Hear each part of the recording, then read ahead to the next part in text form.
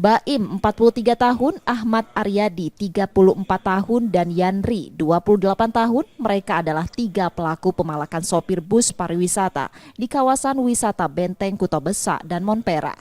Tersangka ditangkap unit pidana umum Polrestabes Palembang setelah mendapat laporan dari sejumlah sopir bus pariwisata yang parkir di area wisata tersebut. Tersangka ditangkap di kawasan Benteng Kuto Besak dan Monpera. Polisi menerangkan tersangka memaksa dan mengancam sopir bus pariwisata yang parkir hingga jutaan rupiah, jauh dari yang ditetapkan. Para korban pemerasan sering mendapat perlakuan kasar dari para tersangka jika keinginannya tak dipenuhi.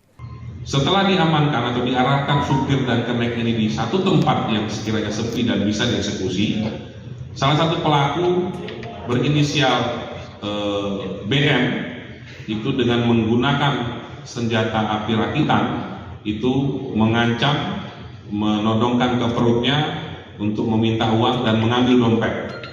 Yang menurut pengakuan korban di dalam dompetnya itu ada uang sejumlah Rp1.600.000. Tersangka pun terancam hukuman di atas 5 tahun penjara dan masih ditahan di Polrestabes Palembang.